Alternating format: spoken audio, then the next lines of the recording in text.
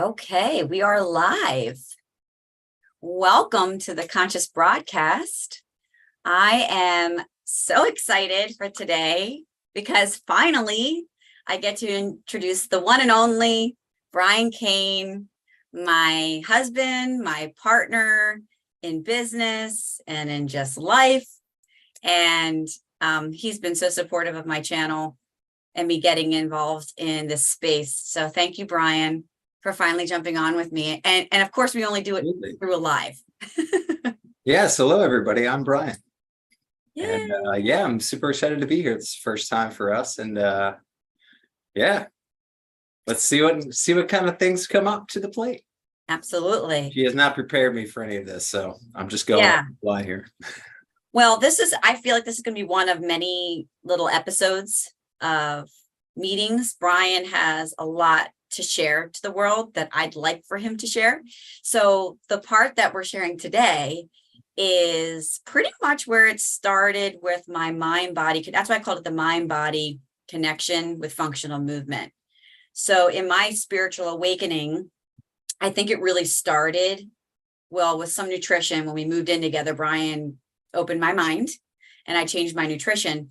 And then he started doing this new type of functional movement at a gym he was training at before we opened up Evolution Fitness. So this was really huge for me to see that I was making that connection. Like it's almost like the body had shut off and we were working together, and it has expanded much further now to exercises that are very customized per person to help them on their journey here in this physical body. Yeah. So why don't you share a little bit about how you got started with training and getting into this modality? Yeah, for sure. I mean, I grew up, playing sports like, most people have, I think, at some point in time in their life. And I mean, as we go through this transition from childhood to adulthood, we become more and more sedentary for most of us. So in having a sports background, I got involved in fitness. I wanted to be the best in my sport, so I always tried to train a little bit more. And in that process, the resources available were all based around bodybuilding. And that's what we kind of considered fitness as the way it was, that we understood. We've seen these massive bodybuilders. There's a lot of influence from, stars like Arnold Schwarzenegger, that had such a huge influence on the population that was fitness. And that's what I understood at the time too. So I was doing bodybuilding workouts and I put on a lot of mass, but I also had a lot of pain. And eventually it hurt my back really bad. And I started to think like, I thought working out was supposed to make me better and make me feel better. But what I had come to find was it was actually doing more damage than good. Then I had stepped into college. And when I went to college, I got my degree in sports medicine with specialization in athletic training as a certified athletic trainer, and learned a lot about injuries and injury prevention and a lot more about biomechanics and understanding the physiology of the body and how all these parts are connected and all have to interact together in balance for the body to have homeostasis and perform at optimal function. So I had got my personal training certification my freshman year in college and started working at the recreation center. And at that time, I started to incorporate movements that I was learning in athletic training and, exercise prescription that I was taking in school. And, I had fairly decent results, but, most of the people I was working with were pretty sedentary people. So even just introducing some movement to their life, you'd see positive gains and positive returns on your training. So, but most people after a certain period of time, they start to peak and then they find this spot in their body where everything's kind of, functioning pretty well. So they peak out and plateau, and then you have to push them harder to get to the next level. But pushing them harder didn't always necessarily create great returns. They'd have more muscle soreness, they'd have more joint pains and things like that. And, at that point in time, now as a sophomore, I guess, in college, and I started working at a local facility here. And it got to the point, I'd been training there for quite a few years. And, it was still following, split workout programs, linear type of training, macro cycles in training. So basically a long period of time, we're always trying to move the weights and the reps, more weight, more reps, or, Right. then I started realizing, you kind of hit a plateau at that. So we started changing from linear training to alternating cycles. And then, I started looking around the gym one day and I realized that I could pretty much tell you every single person that came in the door. I could tell you what series of exercises they were going to do in a circuit because they've been doing that for 5 or 6 years.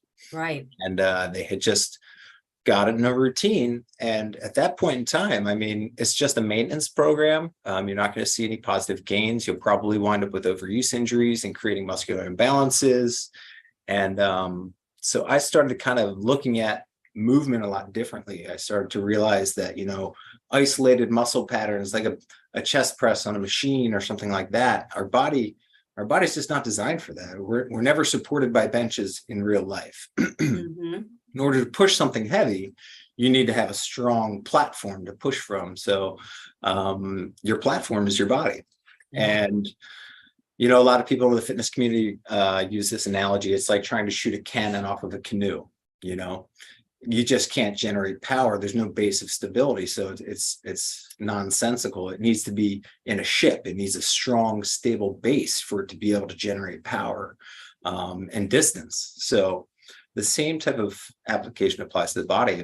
If you don't have a stable platform, if your trunk cannot stabilize itself and you're trying to push or pull something heavy, what happens is the opposite. Instead of you pulling something towards you, you pull yourself towards it.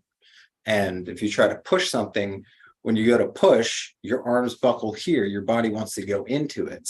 Mm-hmm. So the stability of the platform is super important.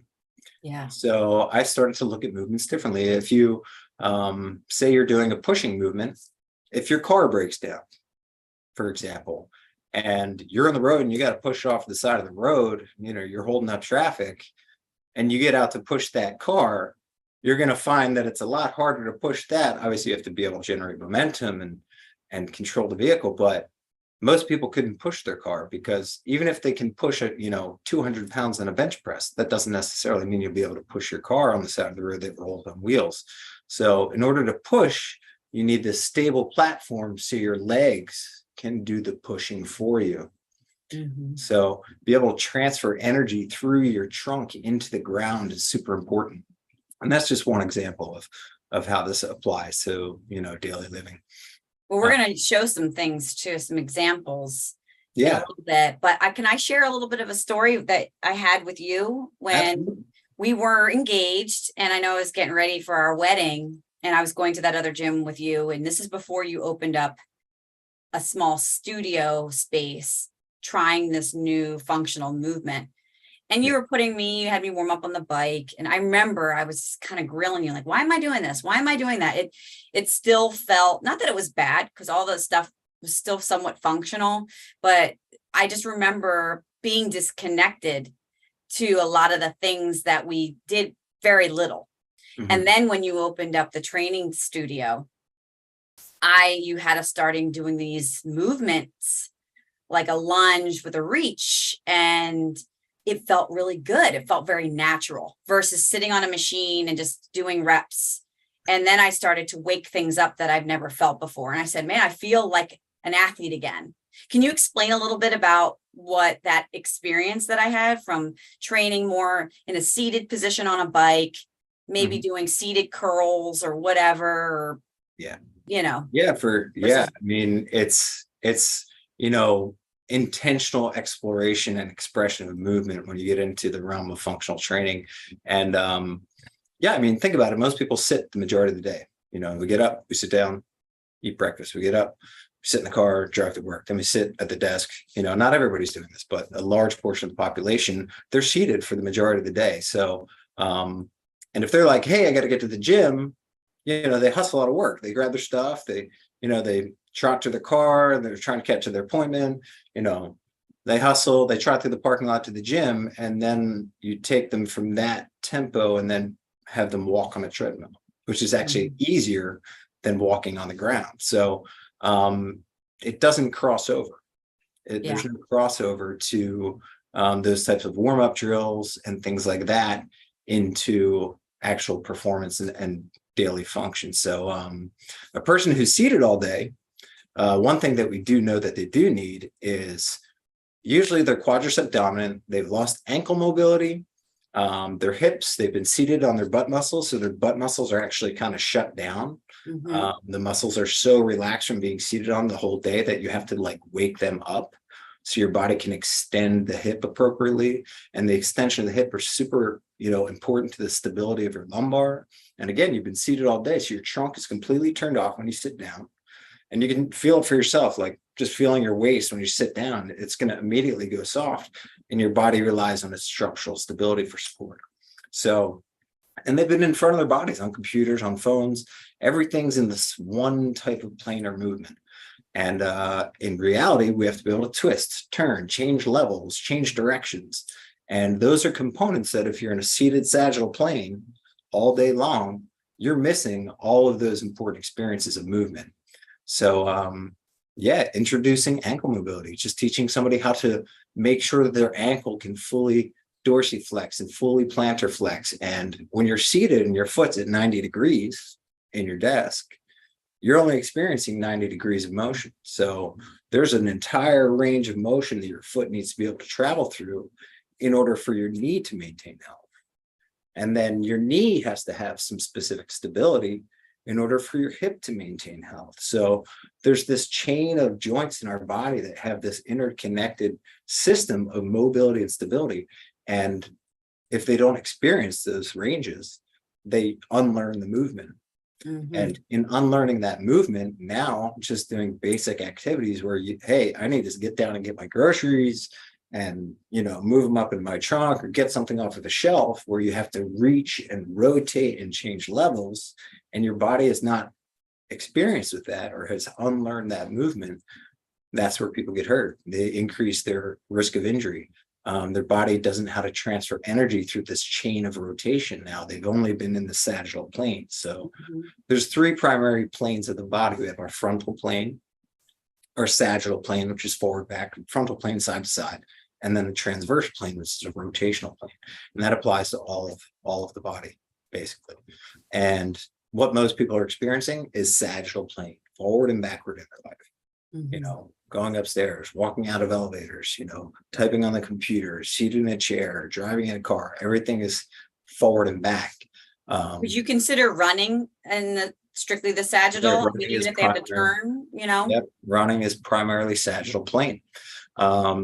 Biking is sagittal plane. When you throw a frisbee, which is most people will eventually going to do, like down on the beach or out with friends or at a park or wherever, to your dog. Now we have this big transverse rotational plane that we have to experience. And people throw their back out throwing a frisbee. It's not because, the frisbee was too heavy, Right. It's because their body doesn't know how to move through that multi-planar field, and it increases their chance of injury. So, so we basically will go joint by joint and reintroduce how those joints are specifically designed to do what they need to do to survive living. And by reintroducing movements through corrective exercise or just mobility drills, we relearn how to experience our body through multiplanar movement. And in that process, we reduce our risk of injury. Now, picking stuff up and moving it from one place to another is not an issue, where that might not make you feel tired, make you feel sore. Now it's just normal for you. Yeah. And when you have natural movement in your body, instead of simple basic exercises that you see, like most magazines that you open up and you look through them, you're going to see the same exercises, lunges, bench presses, pull-ups, they give you the same series of exercises because those are the big bang moves. The problem is most people don't have the mobility or experience to be able to get to that level of movement. So when they try to do a lunge, their ankle's tight, their knee doesn't have stability, their hip's too loose or too tight. Now what would normally be a lunge for somebody that has the mobility or stability turns into an exercise that can actually hurt your knee Right. hurt your back, because your body doesn't know how to experience transferring energy through those three major joints all at the same time. Right. For And example, you if got you've been people doing leg that, extensions or leg curls your whole life in a gym, any of the right. selectorized machines are all sagittal plane pretty much. Yeah. And I know we've come across a lot of people who the scenario says, well, in order for me to come work out, I got to get fit first. Yeah. Can you debunk that first? Like, Yeah. I mean, most people in their mind getting fit first is they need to lose a few pounds. Yeah. So they usually start starving themselves in some way. And or, getting out, trying to do a lot of volume right off the get-go, which is just because it'll set you up for failure. You can't get fit first before you come to the gym. And if you try, it's probably going to be counterproductive for you, and or you won't wind up getting to the gym. right. So yeah, getting fit first, that's like giving all the plumbing tools to the electrician and saying, can you fix my plumbing? They're not plumbers. So I have my degree in fitness and movement, and I've done a lot of education and reading, like I think beyond most other people that are in this industry, and or the ones that are successful are doing the same thing I'm doing. Where it's, I'm a trained professional in teaching people how to move correctly and learning how to experience movement, and, letting their body upload the information rather than he's trying to coach you through something. I want your body to learn it because it's natural to our body. So once you learn it, then you shouldn't need a coach forever. Honestly, you should be able to understand and, be able to go on vacation and do a workout and do it safely and feel really good and know that you're getting great results from it, rather than, having to go to the gym and crush it bigger, harder, faster, which is the commonality of today. So I think I got off track there for a No, second. that was perfect, because we've heard that many times. And I also wanted to say something personally that, I've done various programs outside, that have been really helpful. We do breathing drills. We can get into that a little bit, but that really helps me understand the proper breathing that would help me in my training. And then they also did some coaching, which was great at like ground level. And then it seemed like it went from ground level to like the top of the mountain type of training. Like there was no like development.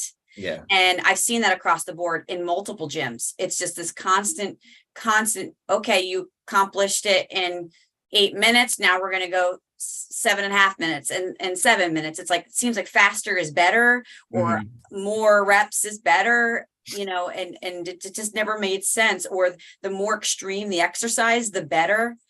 So I know, obviously I work with you.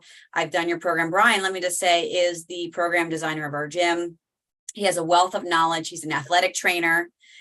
He's amazing with the body beyond a typical athletic trainer.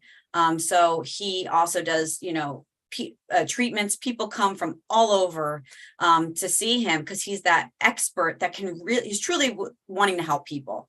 So I'm really grateful to have him in my life, because he's helped so many people. But going back to his programming takes you up the ladder, right? Takes you up the steps properly, and then gets the recovery to maintain. So I just want to say that, because I know a lot of people are like, have come and like, I want to do extreme. I want to go all out. I want to compete. Competing is totally different than training, right? Sport versus and bodybuilding. It's a sport. It has an off season, most people try to make it a lifestyle, and it's gonna break you down.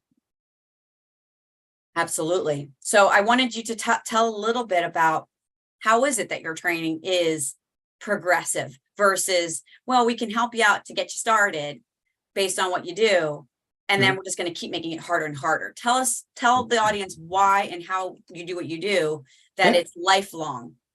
Yeah, I mean, when it comes down to performance in life, we call it like the functional pyramid. Movement is the foundation. That's what we're born with. As babies, we have pure mobility. As we go through this developmental process of learning to crawl, traverse, climb, then walk, and then run, and get to higher level activities, and then we become sedentary. So all of this great foundation of movement that we're born with naturally, we lose over time.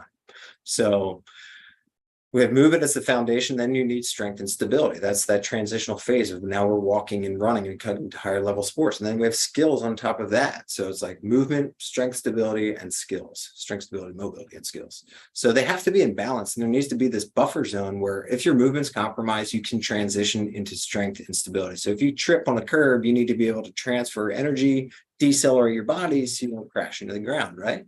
So, all of these things need that buffer zone. So once I find somebody, or once somebody comes in our doors, I need to understand where they are now. I need to understand their pyramid and what their foundation is like. So I take them through a functional movement screen, which is where I can start to understand their mobility, how things are moving together, their stability, how well they can support themselves with their trunk and core, and their symmetry.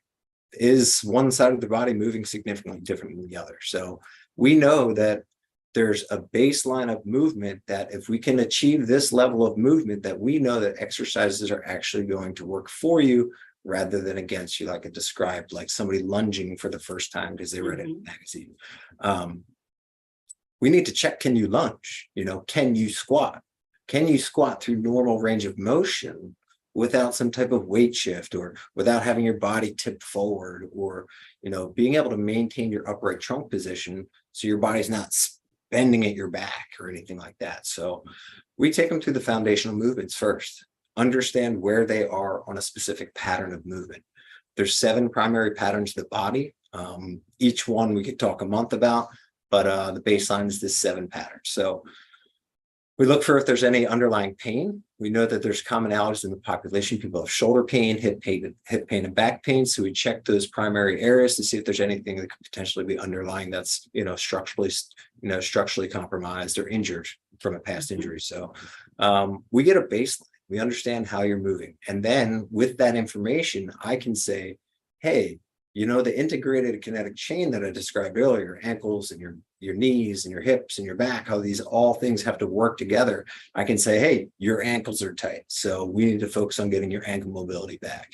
Right now, your knees are doing really great, but your right hip is tighter than your left hip, which is going to eventually lead to back pain. We already know that. So I can say, all right, we need to do some hip mobility exercises, or one hip's looser than the other hip. We need to activate one of your glutes. And somebody had a past back injury where they've had sciatica and the glute muscles atrophied on one side. They're walking around having minimal pain, feeling better, but really there's an underlying issue. Their glute muscle is not firing right. Once you reset that, then the pain goes away completely. So we can actually fix things that are sometimes underlying. So we need to do, hey, if they have a deactivated glute muscle, we need to do single leg bridging. Most people need to learn how to get their legs to go in opposite directions better. So I get a baseline understanding of each of these movements, and then I can develop a corrective strategy or real rehabilitative exercise to reset the pattern. Basically, reteach your motor system, your subconscious, power, or your subconscious mechanics of how things work together to resynchronize itself. So we reintroduce movements that they need. We bring in stretches or stabilization exercises or mobility exercises that they need, and basically reset the body. Anything that's moving really well, hey, let's load it. We can start to do some movements of that. We can, if you've got a really solid push pattern and you have really good, trunk stability, somebody that may do rock climbing on the side, we can do higher level movements with that person, or load specific movements that are safe to load. But in the meantime, working on resetting the things that aren't working correctly. And Right. in that process of resetting, then we can start to build higher level patterning and higher level exercises and movements and loading. I love it. Thank you, Brian. You're amazing. I love how you explain things in such a way that you really can kind of understand it. Like it's not as complicated. I think when people think of fitness, they think, oh my gosh, I got so much to lose. I can't ever see myself doing that. And the great thing is, and I know sometimes they say, you got to have a niche market, or you got to have a market, right? You got to have, your client. And the thing that we've, I think, discovered is that we are a niche business, because we're small, number one, as far as size, but that ultimately, kind of like in the world that I I think you and I are both in spirituality, people that are really ready to do the work. I think if anyone is ready to go inside and say, hey, I want to take full advantage of this vehicle while I'm here, Yeah. and I'm ready to do Yeah. that, You only I'd say get that one. would be the ideal client, because Mhm. and it doesn't matter what age, because we have an 80-year-old there already training to, right now you're working with an actor, right, to get him ready for some filming. And then we Yep. have a professional athlete, and then we have your everyday people. Yeah. That's the majority of our people. We're all structurally designed basically Yeah. the same. I mean, there are some, structural things in our body that are different from other people, but we all have the same muscles pretty much. We all have the same number of bones pretty much. They're all designed to function the same way. So it's just understanding, the idiosyncrasies of how each person is individual. Yeah. And Yeah. understanding like, hey, this person, their hips, they have hip anteversion. Their hips are a little bit more forward on their pelvis. So we know that certain exercises aren't going to work good for you. Yeah. But say you take an exercise out of a magazine that, hey, we're doing these lateral lunges, and that may impinge this person's hip. I'm not going to give them that exercise because it's going to set them up for failure. But them not knowing that, I mean, we're not born with user's manuals. We don't get a schematic of our body. This is what it's going to look like at different ages of your development. This is how you're going to have to change these things in your life. So that's what I do is somebody comes in the door and I basically can build a schematic of their body and then build them a user's manual. So they can understand how specific things are going to work best for them. Yeah. And we can have that person who may be a new beginner, that could be in their late 30s, be working with someone side by side who's been there for 10 years, who's in their late 50s, training at the same time. Yeah. Right. And they have all have their own plans. specific plans that are designed specific for them, because that's what's most important. You have a specific plan for you. You're working a program. It's not a workout. There's specific differences between those things. So a workout is, just a series of movements and exercises, cardio, jumping rope, putting a variety of things together to increase your metabolism and create caloric expenditure and, get some aerobic responses and, maybe see some changes in your body. That's a workout. Whereas that's kind of what the actor said today. Actually, we talked to the actor to achieve specific benchmarks and reset certain things and, have, checkpoints within it. So you're always checking back to make sure that there's improvements. But yeah, like you said before, I was saying today, I talked to the actor that you're working with, and I said, have you ever done anything like this before? And he's like, I just put a bunch of different exercises together. Yep. But it was nothing like intentional. I think intention's huge. It's specific. And, like I said, I didn't go to school and I don't have the wealth of knowledge that Brian has. However, I'm trained to execute a plan. So when you know what good movement looks like, number one, when you know how to execute a plan, you can take what Brian creates. And then that's how our coaches all work together. Of course, someone could be like Brian if they want to put the energy and effort into it to really create amazing programs for people to get to the results that they might need, immediately and or lifelong. Yeah. I mean, and just to touch on, like you said, how we create our, in fitness, we call it a macro cycle, basically where you start and what your end goal is. And, throughout that macro cycle, there's micro cycles.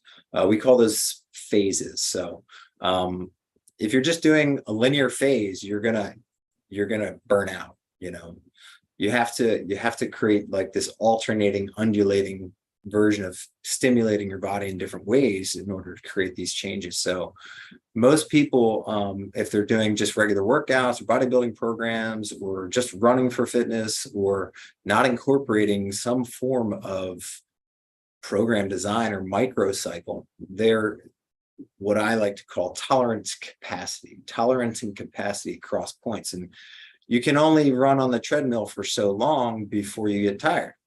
And then, the specific adaptation would be, hey, I can run for longer because I'm getting more fit. So great, now you can run for longer, but you only have a specific amount of time that you can run. All right. So now it's like, I need to squeeze the same amount of running in the same period of time. So I need to run faster. So now you are trying to squeeze the same amount of volume in the same amount of time. And what happens is you create overuse. and or under recovery, and tolerance capacity cross. And that's where injuries happen. Most people with a bigger, harder, faster type of mentality are always like, they're either just missing, but eventually they're going to cross. And that's when people get hurt. But you can totally avoid that. It's very avoidable by using, specific types of plans and having a workout program, not just a work. And not only that, the amount of load per step that someone is putting on their body, right? I don't think people realize that. You always explain this so well to someone that is running to lose weight or running to get strong. Do you mind sharing that analogy about the single leg hops and how much that equates to? Yeah. If you don't mind, I'll use my calculator because I'm not the best mathematician at all. Yeah, take your time. So for example, like it takes the average person about 1,500 steps to run a mile. And people are like, yeah, I gotta get in shape before I work out. So they go running, they go out and run. And I'm like, what you just did in 1 mile is equivalent to about 4 months of actual training, all condensed in 10 to 12 minutes. If it's the first time you're running a mile a lot. So the average person takes about 1,500 steps to run a mile. And each time you land on 1 foot, just imagine jumping up and down on 1 foot 1,500 times. Which we do warm-ups with single leg hops, but we do 10. But going out and doing 1,500 single leg jumps, like most people are like, that's crazy. My legs are going to burn out. And yes, it will.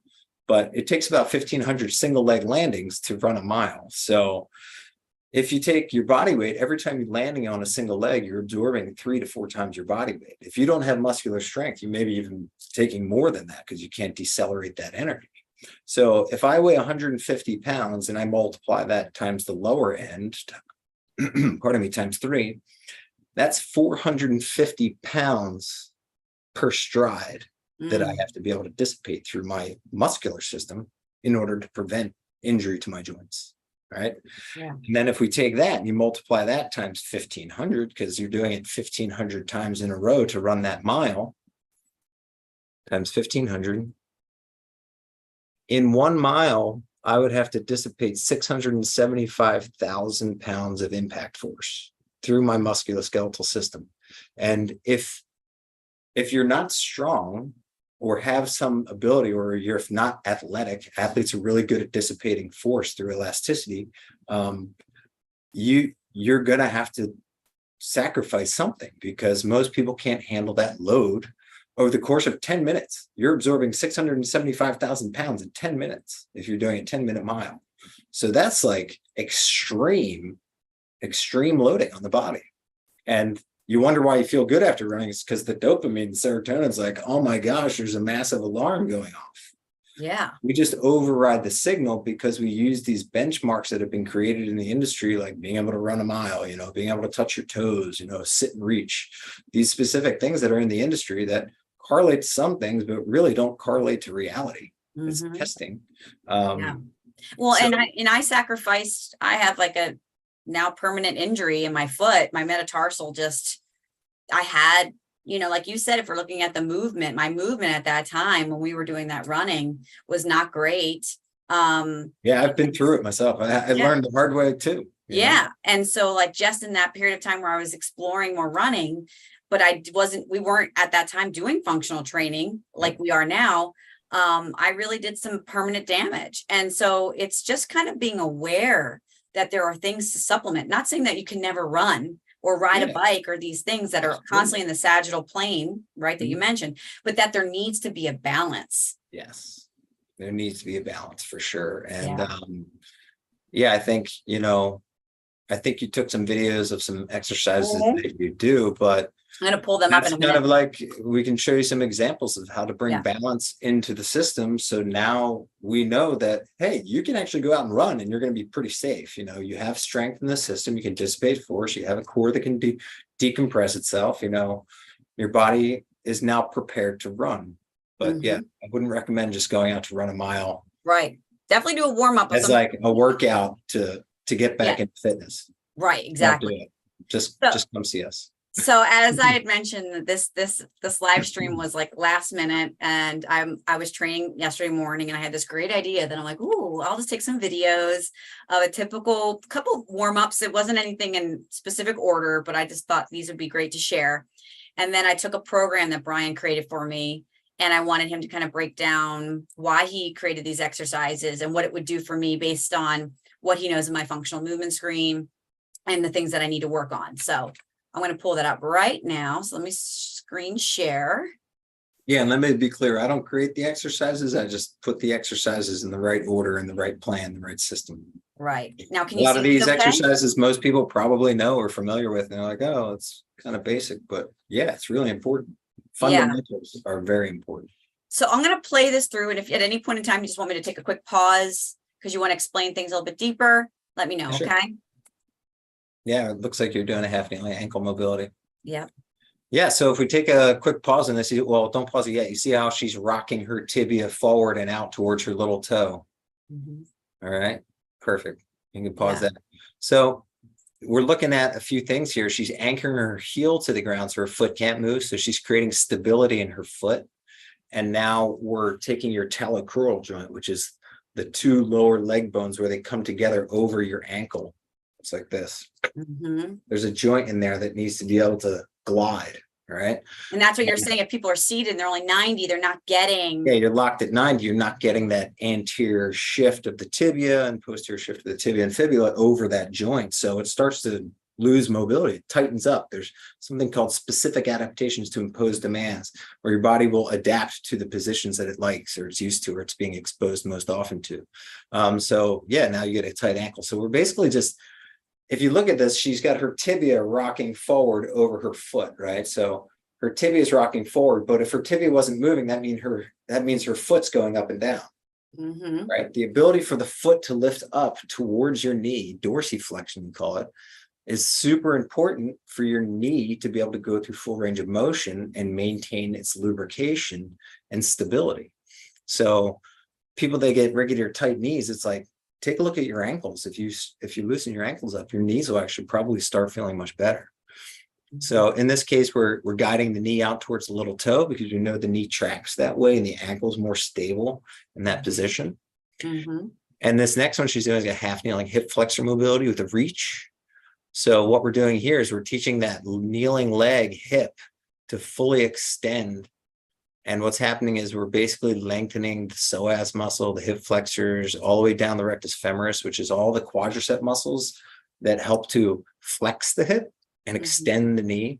So when you're in a seated position and your knees are bent all day, you're basically locked at 90 degrees. So we lose extension of our hip. Like I was saying, when you sit on your butt too long, that muscle gets weak. We lose hip extension because we're tight in the front and loose in the back. So when you're in that, this is really helpful for someone who sits a lot, doing that kind of mobility. Yeah, so you see your hips are going opposite directions. We're basically reintroducing a hinging pattern. So it's an extension, and also it's teaching both legs to go back and forth. And you see her lower back's nice and stable. Like we can now get mobility in the hips. She's even using her hand as an indicator to make sure she's got good position there. Great work, Danielle. Oh, thanks. Yeah, this reach too, like your hip flexion, your ability to bend here is associated with how your ribs link and how your arm works too. So we need to get that whole length. What we're looking at here is a quadruped thoracic rotation. This is to reset scapular stability and regain rotational mobility in the transverse plane of the rib cage and the trunk.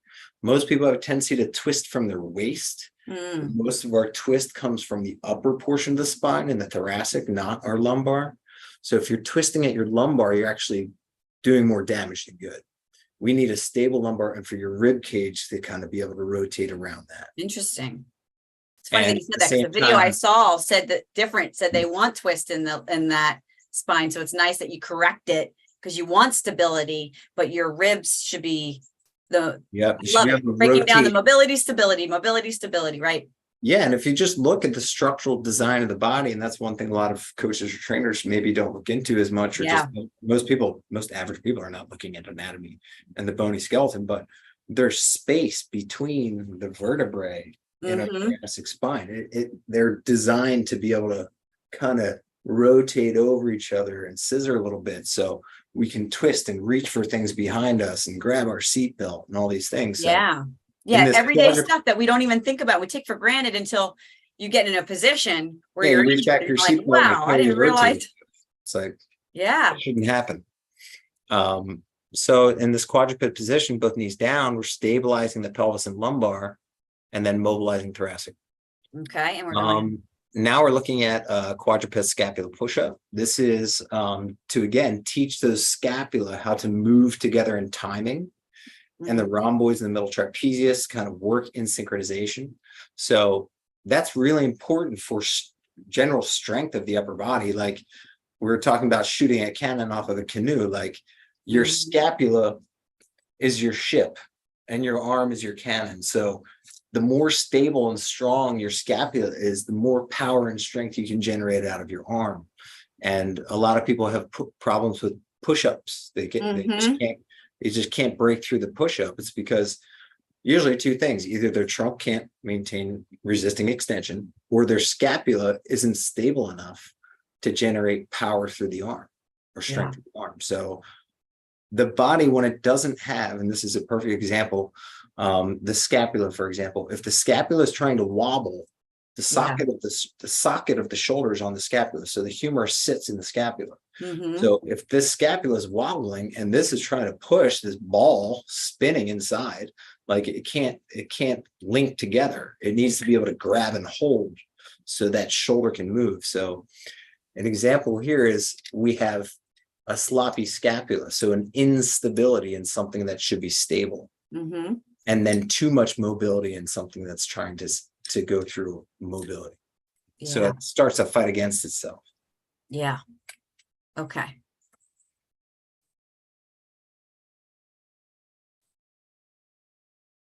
All right, so now we're doing what we call the world's greatest stretch, or spider fly. So this is like a full body stretch. We're experiencing and kind of expressing a very large range of motion. This is great for, again, teaching the hips to go into opposite direction. It's a great psoas stretch. You see she's reaching her arm, so she's resetting her scapula and also rotating her thoracic. So if we pause for a second, let me just give you a quick breakdown. So Do you like my face there? Derp.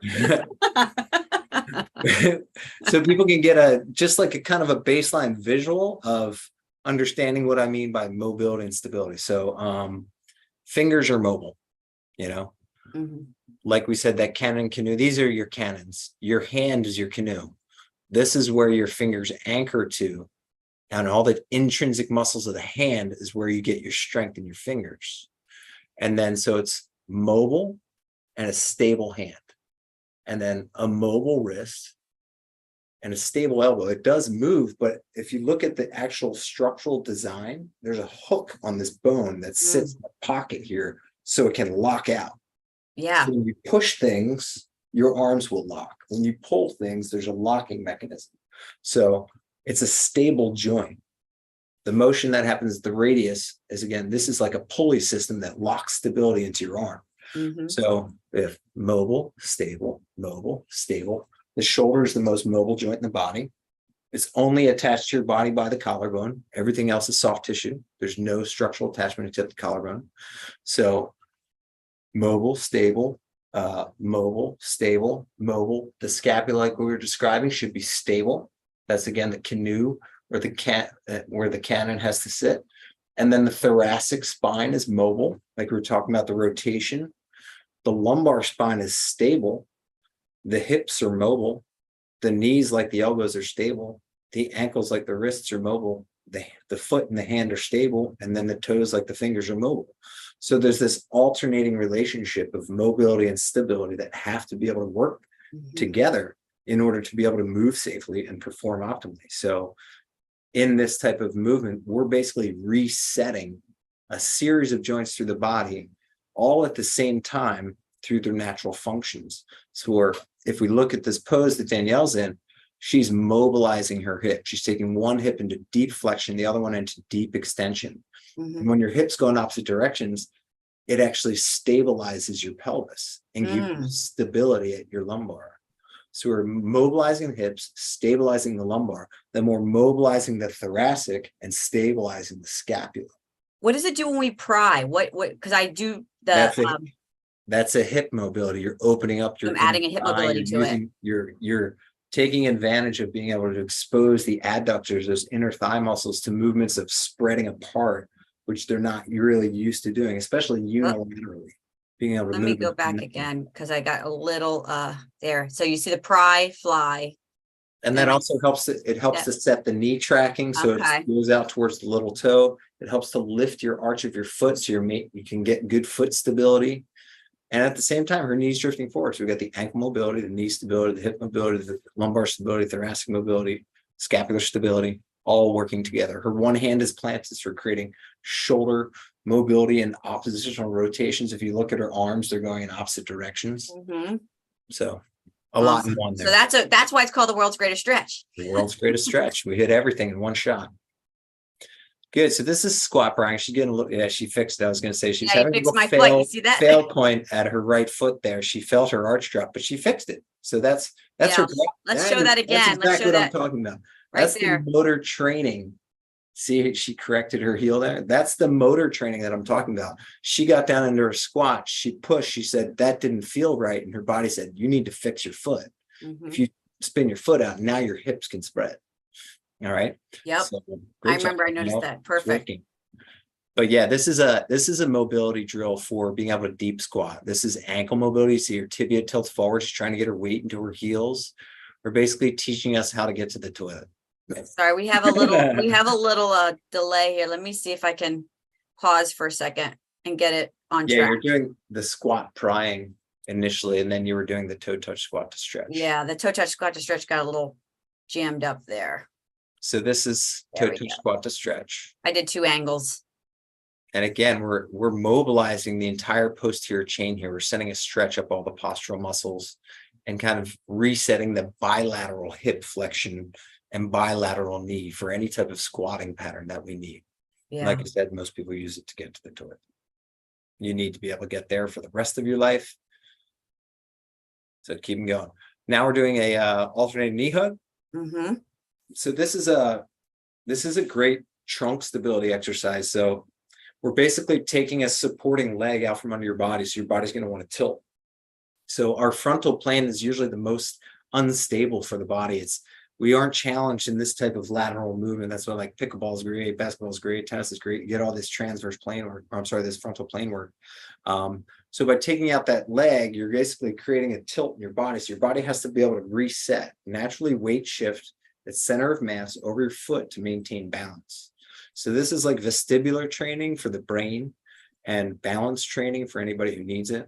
And again, we're looking at hip separation. We're pulling one knee up, so we're extending one hip and flexing the other, creating lumbar stability, activating core and lateral trunk stability, which is something everybody needs because we spend most of our life on one foot. Every time you're walking, you're on one foot. Now we're doing a rotary pattern for the hip. Again, this is a mobility and stability drill for the rotation of the hips and at the same time, stability for the lumbar. Most people, and again, in the seated position, the hip rotator muscles, we have a rotator cuff in our shoulder, we have a rotator cuff in our hip. Most people overlook the hip because they don't use it that much. But it's really important for that elasticity to be in there and for those muscles to be able to wrap around the femur and really control the rotation because that's what holds it in the socket. That's what gives it stability. I mean, the socket itself is deep, but the muscles are what creates stability. So when you're running, if you have one tight hip rotator, it's going to be pulling one leg, say it's an external rotator, it's pulling one knee out. So what happens, the internal rotator is trying to counterbalance that. So now we have these 2 ropes that are fighting against each other. And instead of your leg just checking straight, now it's wobbling every time you're landing, which is creating shear, which adds to breakdown over time. Do you typically like to pair these 2 together or do you progress this? I mean, I use this from one of our warm-up sheets that we do in class at times, and we also use in our programs. But do you typically, for someone, I guess it really depends. Do you like to map them together, pair them together, or is it a progression? Yeah, it's usually a progression. I kind of work from the bottom up and the inside out. So we usually start with like a breathing reset drill, which is going to basically kind of teach you how to activate your diaphragm and it helps to calm the blood pressure and things like that. Just basically like homeostasis reset before your workout. And then I usually work from the ankles up. I'll go through some ankle mobilities, and then we get into the hip mobility or stability exercises. And then we progress into thoracic mobility and shoulder Right. stability stuff. And then we'll progress into dynamic movements and or more like a higher level movement like this, where you have to move through space and alternate legs and weight shift and balance. Mm-hmm. So we Yeah. basically ramp you up slowly. Great. And now we're getting to something a little bit more high level. Again, it's more elasticity. Now we have this All big board, generate elasticity, generate power. Let me see if I can get this there. It seems like it's running normal now. Cool. But these hops, it's waking up the body. This turns on the aerobic system, wakes up the elastic component. Each of our muscles has some type of elastic reflex or stretch reflex. It's basically waking up the system, saying, hey, you're about to go through something here. We need everybody on board to be ready to perform. And this is, again, is a mobility drill, opening up the rotation of the hip, opening up the adductor, like I described before. Most people in the seated position, they're not getting that leg spread. And it's really important for daily function. Anytime you're pulling something or even standing on one foot, those adductors are very active. And this is one that I know I see in a lot of our programs. You can see even Brian, you're gonna see me at one point needing some work in this movement. But a lot of people that I know when I train and they're coming in for the first time, they always usually have the bottoms up split squat. So maybe you can explain why you use that for a starting program and or why it's beneficial for the program to get started before we get into the core training and things like that. Yeah, sure. I mean, this is a reset pattern. This is for trunk stability. This is, again, for oppositional hip mobility. Most people, when they lunge, because they use so much seated positions and or just don't have balance in their workouts, they become quadricep dominant. So their quad tries to push off through the toes rather than their hip extenders being able to push through the heel or the center of the foot. So this is a major motor reset drill.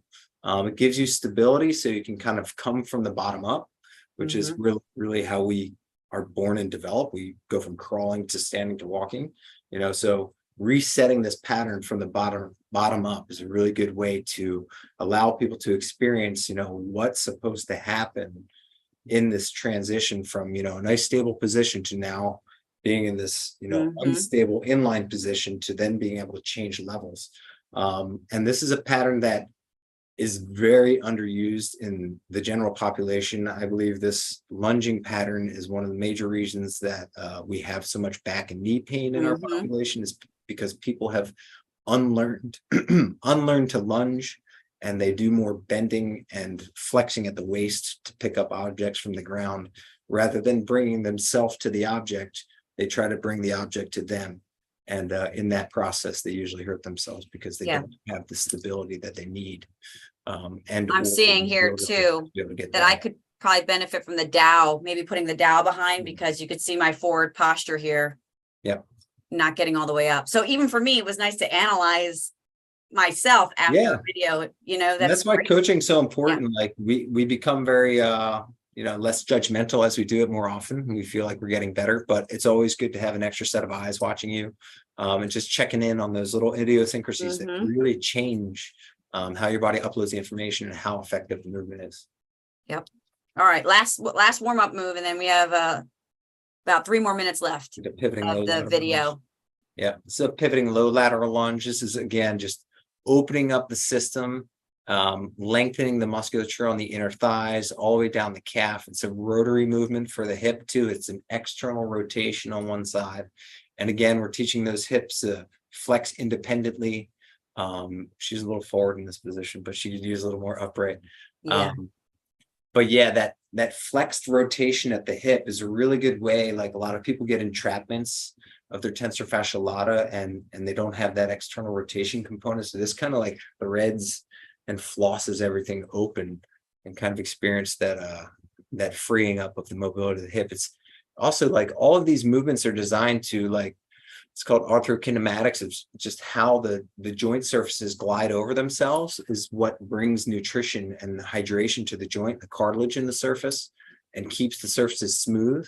So these movements are also like polishing your joints. They're They're bringing more synovial fluid into the capsules. They're allowing more elastic components to be able to work together and basically just move more freely through larger ranges of motion. I was working on getting down real low. Okay, so it's our first core exercise, stiff arm pull down, that you created in the program. So this is my specific program. This looks a little too heavy for her, but she's doing good. So this is a trunk activation exercise. Like most people in America or throughout the world think our abs like bend us forward. That's why we do sit-ups and stuff, but actually don't do that unless you're like a ground fighter. Most people, if they're coming up off the ground, they roll.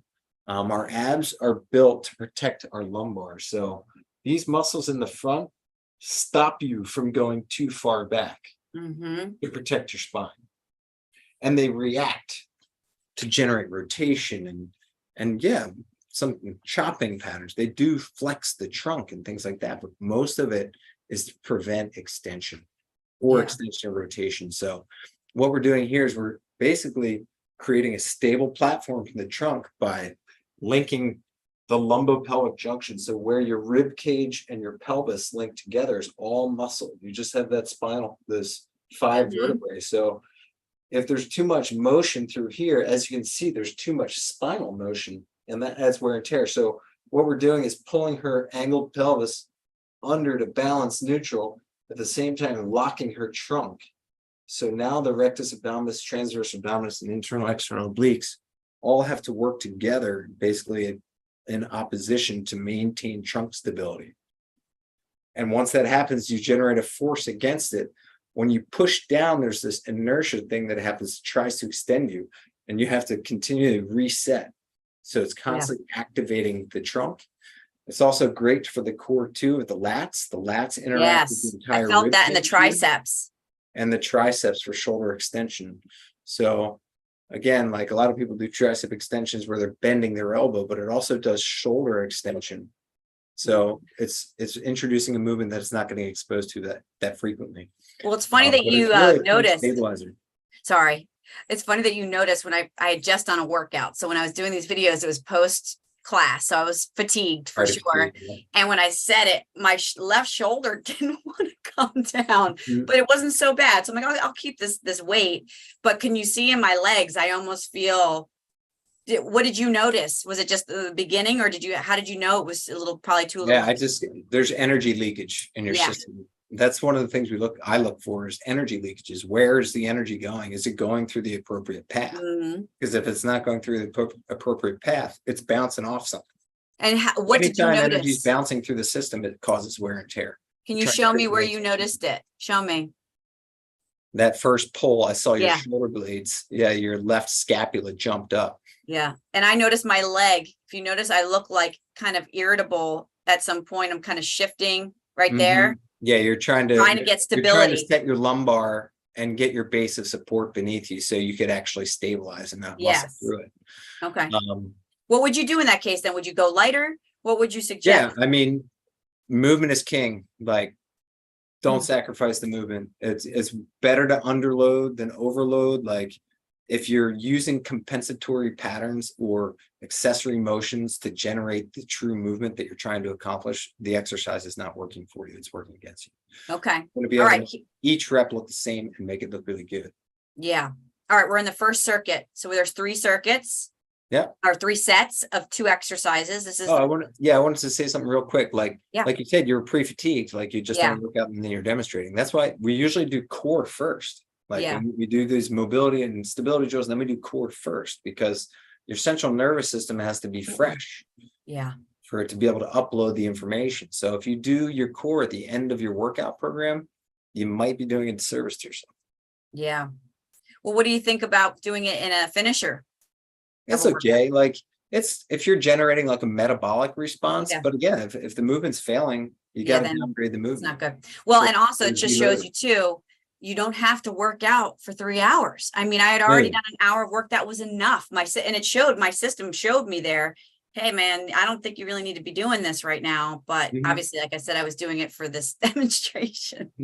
Demonstration purposes only. People. Yes. But yeah, don't have to kill yourself and do these hours on top of hours of working out.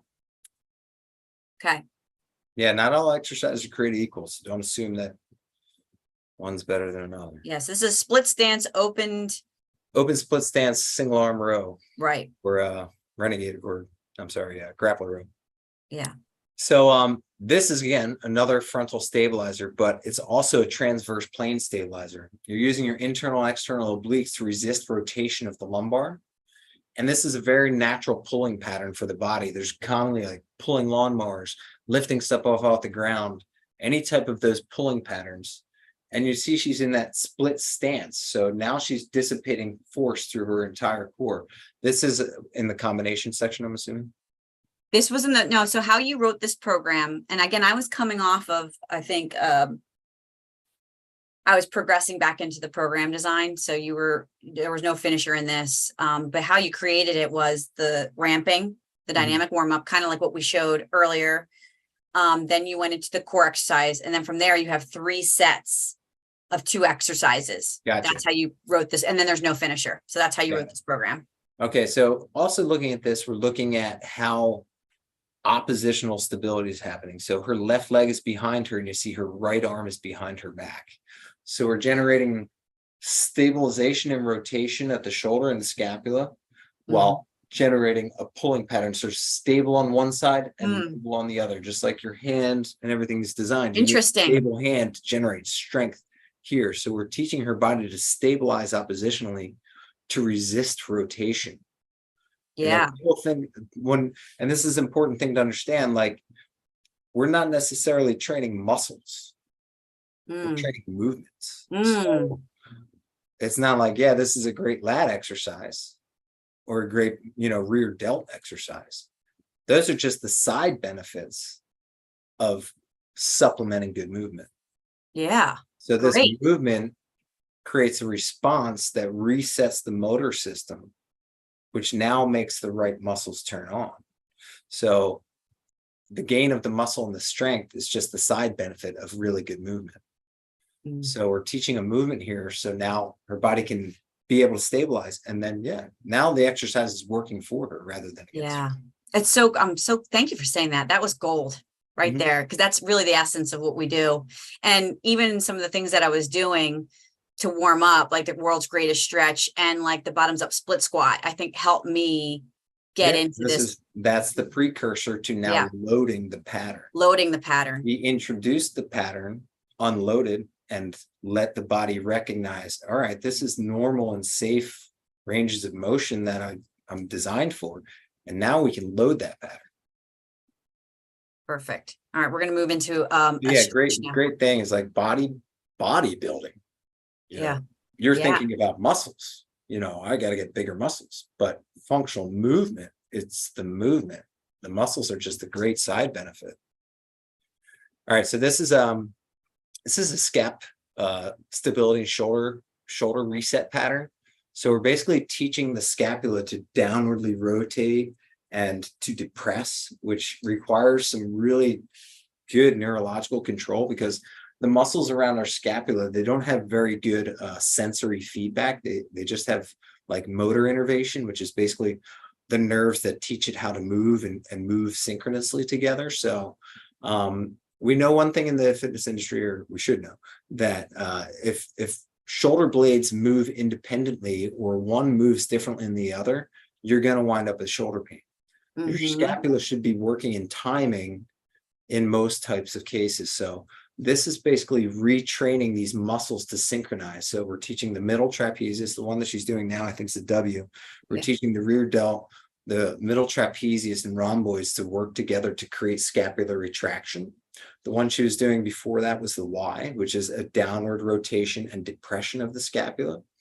And then I don't know if she's going to. Is the field goal the same or no? Is it just a W? Call it field goals or W's, I'm There's sore. a variety of different names for these types of movements, but they all are, if you're looking at the movement, they all have the same underlying components of, are these things working together? And why is this something that great back exercise? Like it is a great back exercise because it's teaching your scapula to move safe and appropriately.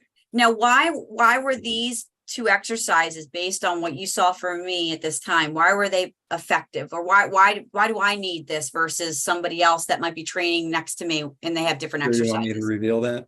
No, I'm just kidding.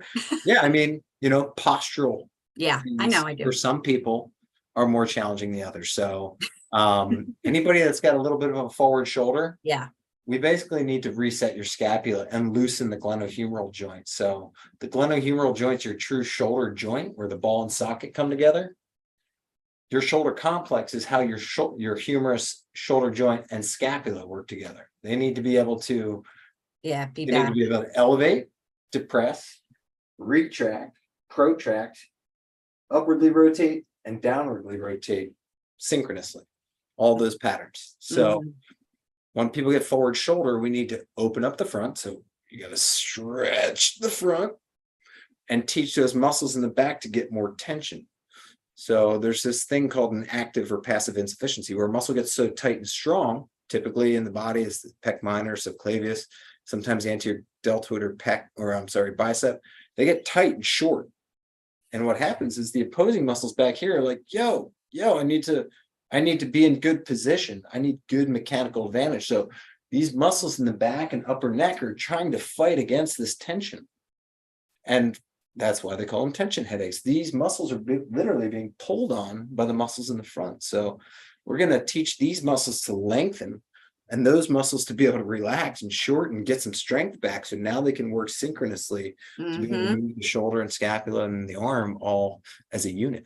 And I think there are a lot of people out there, and I know it. This is a constant, like this is something that I have to constantly be aware of and recognize. And even recognizing that I like lead with my head has already helped when I already know I'm like, okay, I'm leading with my head and I kind of get the lower trunk stability turned on. It's like, oh, all that work that I do in these exercises, especially with the core training, they're turned on already. It's just that I've gotten stuck into a pattern that it's constantly unwinding.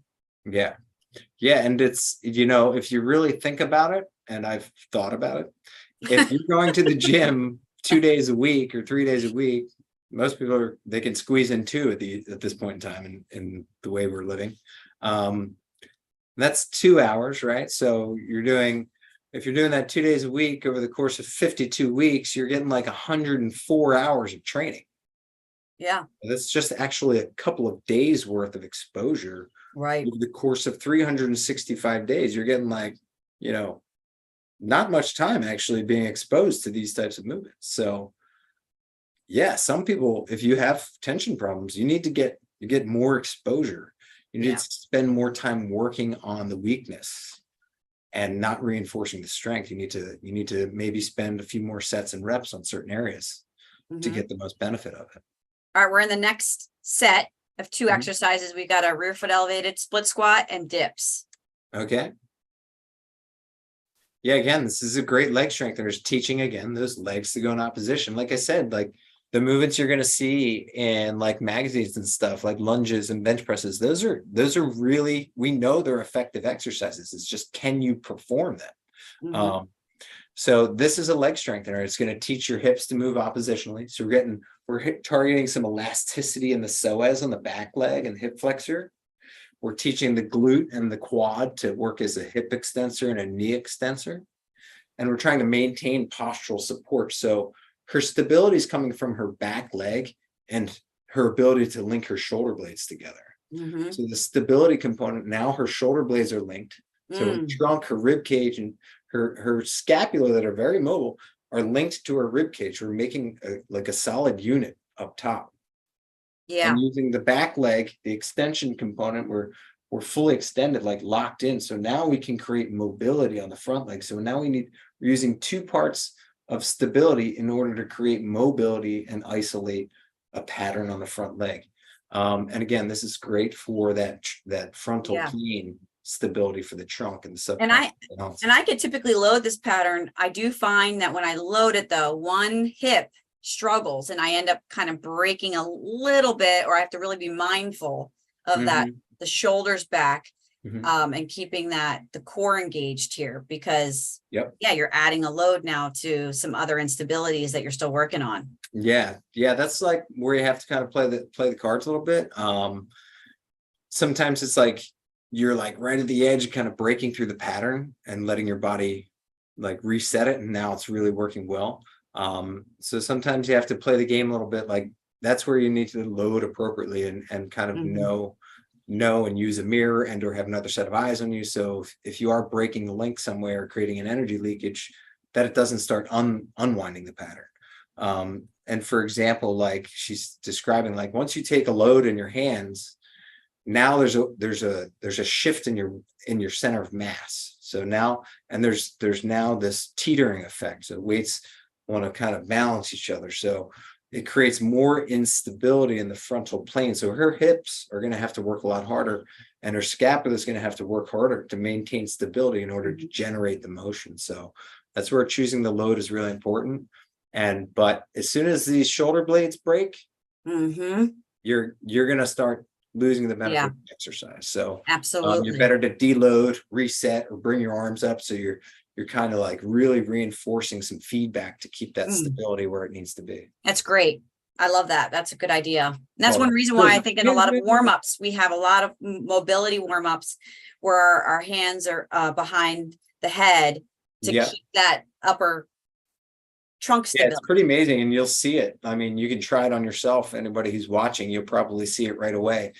As soon as you take your hands up here and like you're doing like a knee hug or a march or something like that, if your hands are down at your sides, you'll probably notice that your body's going to bend forward. That's compensatory strain. That's creating more of an issue. As soon as you bring your hands here, you're going to notice you probably won't be able to get your knee as high. And it's going to be a lot harder to balance because now there's a weight shift, but you're creating stability. So you're like, now you'll find your actual true motion versus what appears to be good motion. Yes. Versus upright.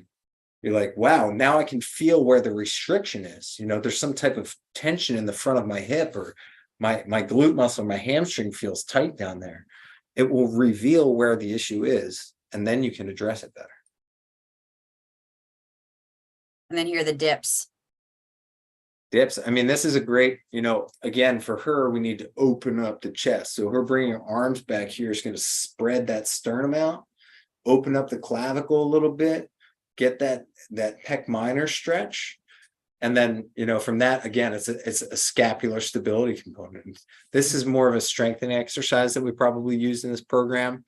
But again, it's a safe exercise as long as you're not going too deep. Like you'll see she sets her scapula and then lets her elbow bend. As soon as this happens, the exercise is starting to work against you. You're not using the right pattern. You need to be able to set the scapula back, and drop the shoulder blades. So we're setting, scapular retraction and depression. And that's going to help lengthen this muscle up here. You see her neck appears pretty long. She's now able to stretch this stuff and lengthen this stuff. Perfect. All right. Last set is a bent over dead row with a barbell and an RDL.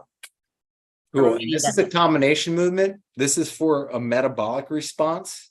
Again, she's choosing these exercises because they're appropriate for her. Her right shoulder looks like it could use a little work right now, but other than that, she's doing pretty good. What do you see in the right shoulder? If you look at her, look at it. It's forward. You can see her head is being pulled by her levator scapula. Yeah. Because her pec minor is short, which is pulling her shoulder forward, which is putting tension on this, which is pulling her head to the side. Holy moly, you can really see it all the way down there. And you'll see when this scapula loses stability, she's now putting more weight on the opposite leg. You can see the bar is on an angle there too. Yeah, her body, this is too heavy of a load. And really? I think I was just exhausted. So that's what I mean. Or it's fatigue, your body wasn't ready to do this right now. But this is a perfect example. Sorry, Danielle. Oh, this is great. This is why I did it. Of a compensatory strain pattern. Her body is trying to overcome the load. She's overriding the signal from her shoulder, and it's probably related to the backside of her body and her lower back as well. There's a spiral line that goes through our body that connects the shoulder to the hip all the way down to the foot. So something's too tight in the front, so it had to lengthen in the back, which created a rotation in her body and a drop at the shoulder and a tilt to the head. So she's pulling like this now. In real life, hey, you might get stuck in a position where you're in a really awkward spot and you need to pull yourself out. That could be, but we want to train a good pattern. So Yeah. in It this didn't type of feel too scenario, heavy, I'd say, but hey, we need to lighten up the bar, or hey, yeah, let's do a quick mobility drill, yeah, open up some of the tissue, get it moving, totally. reset the strength, or reset the tension in the muscles in the back, and then you'd see an improvement in the movement. And this is why it's great to have a coach, like I said, because if you were there, for example, let's say we were in a training session, and you saw this, you'd probably say, pause, we need to like figure this out. It Yeah, didn't take a feel too break. heavy, but I was probably powering through it. And you'll see in my RDL, I see that the angle of my shoulders, one's higher than the other. I noticed that after I recorded it. Yeah, you'll see her right hips popping out too, is shifting to the right. Look, do you see it? You'll see it in a minute. And it's already, she's got a tension issue. You can see it before she even lifts the bar. Her scapula is too protracted. Okay. Good, but yeah, this is again a pattern that we use in daily life. You need to be able to bend and hinge. You'll see she allows her knees to bend, which is the hinge between your hips and your back. So you need mobility there. This is pretty good. She's got a little bit forward, but yeah, again, this is a deep, big muscle. This is a muscle activator. This is a metabolic response we're looking for with those big bar movements. Overall strength, being able to dissipate force into the ground, being able to hinge all the major joints together, and at the same time get that metabolic response where that kicks up your fat burning engines. Yeah, well, I was glad to share it. And like I Yeah. said, I'm not, and by no means, I mean, I know that a lot of structurally I have stuff.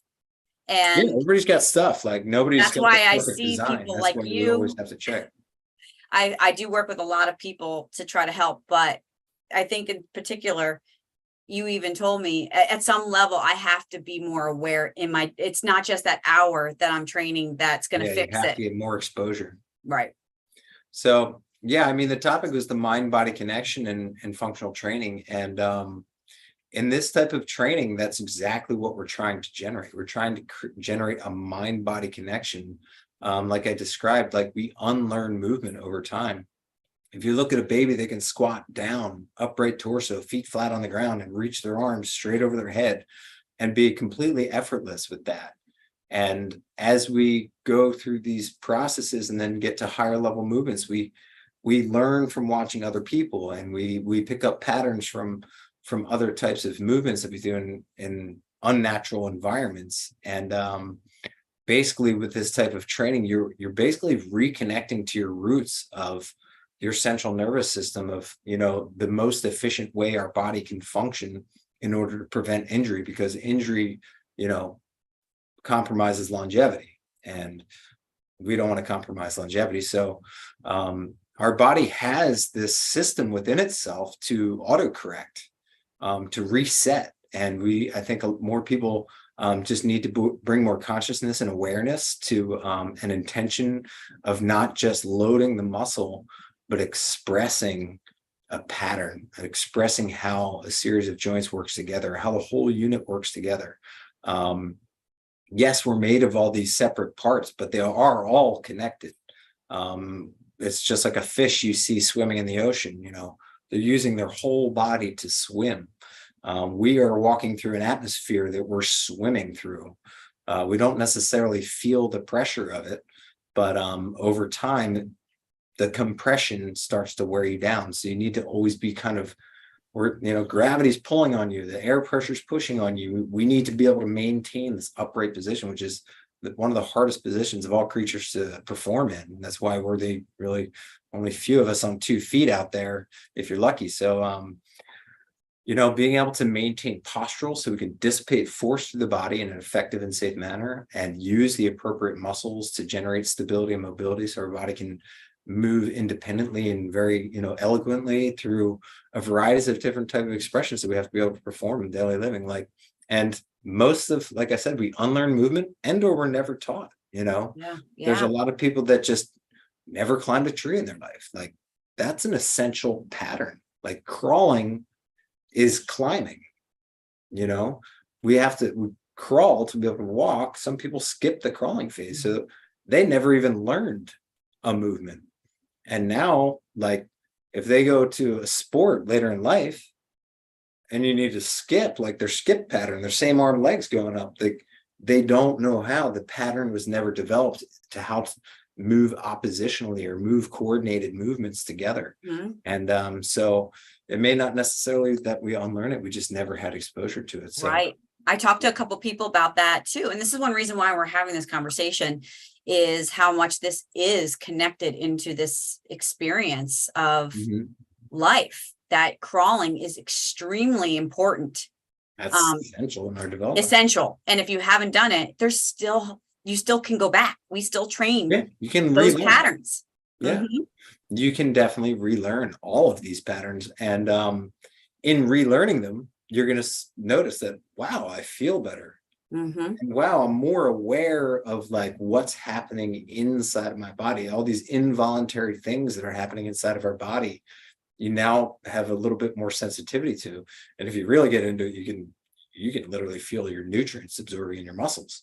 But Yeah. yeah, just getting that exposure and resetting and allowing yourself to kind of let go of the ego of maybe necessarily like loading, like how much am I going to bench press today? Like that really doesn't correlate to your living. It's like if you're breaking your shoulders down and your elbows down from bench pressing because you're going heavy all the time, and your shoulders wear out when you're 35 and you have bilateral rotator cuff surgery or a frozen shoulder due to an overuse or whatever it may be, you It's got a not lot of worth it. life still left to I live. know Like, it's you not need to worth be able it. to reach over your head. You need And to you won't be able to get shower. You that need to brush your hair. seatbelt to, brush your teeth. buckle, right? Yeah, there's like I've injured myself. I've been a victim of it before I learned, and I think now is an opportunity for people to really learn.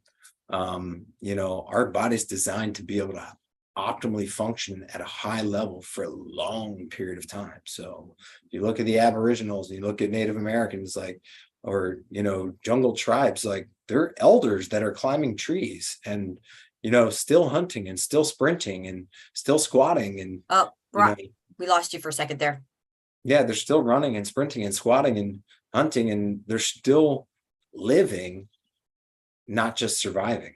Mm-hmm. That's Mm. you don't want to get stuck in a state of survival where you're dependent on pain medication to take care of your problem, or dependent on you know anything really. You should be able Yes. to have the ability to know how to create this homeostasis within yourself. And that's what I'm here for, is to teach people that, how to get a user's manual to understand their body and optimize function and really, get the most bang for your buck, because Yeah. the stock parts that you're born with are way better than any replacement parts that you're ever going to get. So Isn't that keep the as truth? much stock And in our body as we can. you said a great thing. And again, this has to go a lot with how I even started the conscious broadcast, going from survival to exploration. It's Mhm. exploring where we need to go to implement and embody the best version of ourselves. So Mhm. thank you for tying that in so nicely. Yeah, and just another quick note, like you said, like exploration, the best version of ourselves. Like most people that I've worked with have, they've played a sport at some point in time, and their best memories and when they were in the best shape is when they were using their bodies, and it's still usable. Like you can get a lot of it back. Don't assume that you can't get it back. Um, like you had the experience, like you started doing this form of training, and it's like, wow, like Yes. yeah, it's an awakening. It's like It was an bringing awakening. It was my first vitality back. awakening. It's bringing vitality into your life and letting you recognize that it's okay to move. A Yes. lot of people just don't want to move because they think other people are watching them. But most people at the gym are there for themselves. They're not watching you. Yeah. So let your body express its full range of motion, and I guarantee you it's going to be beneficial over the long term and short term. Well, thank you, Brian. And thank you You're to my welcome. audience, that you really got a wonderful gift, because to get Brian to share for about an hour and a half of what he knows, it's invaluable information. I mean, I'm not great at sharing unless you're right nearby me. he's got You a gotta wealth ask of questions to knowledge, give me the info. and I'm so grateful. I'm really so grateful to have you in my life. You've helped change me in so many ways, and so many other people in our lives. And that's why we're here, right? When we collaborate and work together and to help one another, I think it's such a beautiful thing. So thank you for taking the time to Yeah. share with my audience about what we do at the gym. So I Yeah, we appreciate need it. a healthy community, a common Yes. unity, and that's What health. would be the best way? Because I know you're not really on social media and this about fitness, but would you say Evo Fit Now, if they want some more information, would be Yeah. the best? Yeah, EvoFit now. That's Yeah. where we look. EvoFitNow.com. And there's .com. ways to contact us there if you're interested in some more information. We also have a text line too, I think. Yeah. Well, Okay. this would probably be the best way, and then we can start the conversation. But Okay. Brian is available, to discuss options if it's something that you are somewhere else, maybe potentially work together. Yep, we do it remotely. I train people in Arizona and Florida and people all over the place. So Yeah. Wonderful. Well, thank you again. yeah, And you're if you welcome. like this Thanks for kind of having me. content- I'm really, it's been a pleasure. I've Yay. finally got the chance to I be. know you finally got on. And then the next one will be all about maybe your awakening, you've had kind of multiple awakenings. Yeah, I've been through a lot. Yes. But it's only helped me grow. So Yes, I can't wait to learned so much share that from it. too. But this is a huge part of what brought us to where we are now, and we continue to evolve, right? Evolution fitness. Evolve, yeah. We adapt to the stress. That's evolution, baby. Right. Changes now. Right. And if you like this content, kind of content, please like this channel and subscribe to the Conscious Broadcast. And we will see you next time Yeah. for another episode. Take care My pleasure. and have Take a care. lovely day.